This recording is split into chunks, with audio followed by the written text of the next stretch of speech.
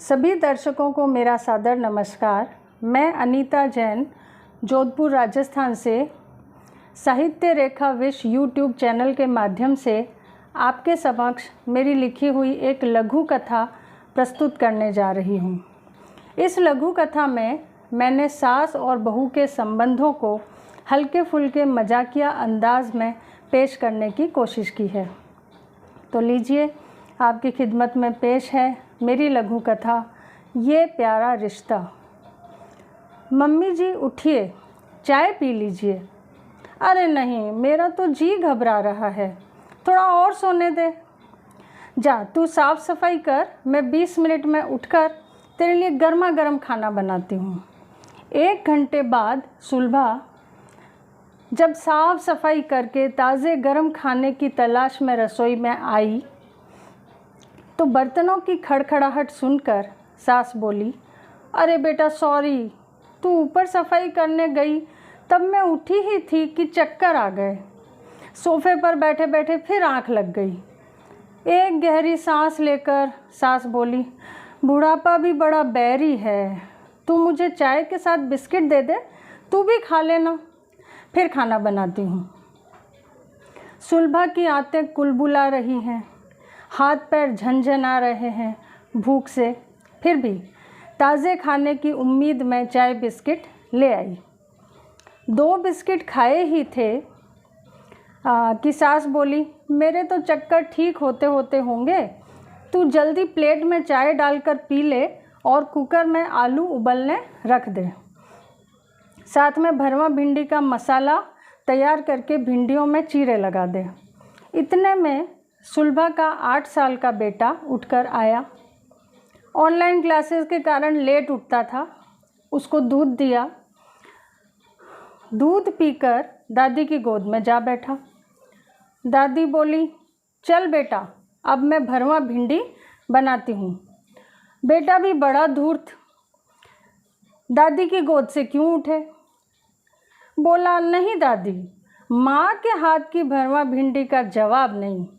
भरवा भिंडी बना दी, आलू छीलकर दही वाली तरीदार सब्ज़ी बना दी, ऊपर से पुदीना डाला, खुशबू से भूख भड़क गई। इतने में आवाज़ आई, चल उठ, अब तेरी माँ थक गई होगी, उसे अपने हाथ से गर्मा गर्म चपातियाँ बनाकर खिलाऊंगी। अरे अरे राम, इतना भारी हो गया तू, गोद में क्या बैठा, पैर ही जम गए, चल सहारा दे।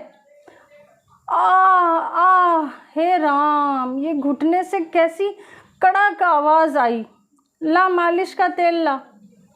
सुलभा ने आंसू रोककर फटाफट रोटियां बनाना ठीक समझा। जैसे तैसे खाना ठूंस कर दादी पोते को भी खिलाया। बेटा ऑनलाइन क्लास के लिए बैठा। दादी ने चूरन मुंह में डाला। सुलभा ने किचन की सफाई की। तैयार होकर सास के साथ बैठी तो सास बोली, आजकल बीपी हाई रहता है, घबराहट रहती है, मेरे लिए नींबू पानी बना ला। सुलभा भी सास के साथ बैठकर नींबू पानी पीने लगी। इतने में माँ जी की 4 सहेलियाँ आ गई। बोली, ए कमला, क्या बुढ़िया जैसे पलंग तोड़ रही है, चल कॉलेज टाइम की तरह सालसा करते हैं। माँ जी बोली, बुढ़िया होगी तुम सब, चल सुलभा म्यूज़िक चला, आज सास बहू की जुगलबंदी सब देखेंगे। सास के साथ नाचते नाचते सुलभा की ये सोचकर हंसी नहीं रुक रही थी कि इनके सारे दुख दर्द कहाँ गए। फिर बाकी सासों को उनके साथ ज्वाइन करा के सुलभा एक तरफ खड़ी होकर हंसते हंसते छलक आई आंखें पोंछने लगी और सोचने लगी, यदि वृद्धजन न हो तो घर कितना सूना हो जाए।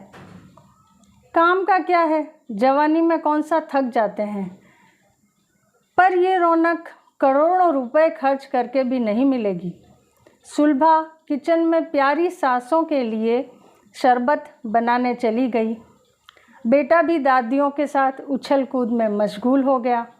सुलभा हंसने रोने में संतुलन बिठाती अपने संसार को निहारने लगी। उम्मीद है आपको मेरी ये कहानी पसंद आई होगी। आगे भी मैं अपनी कुछ नई कहानियों और कविताओं के साथ आपके समक्ष ज़रूर हाजिर होंगी। धन्यवाद।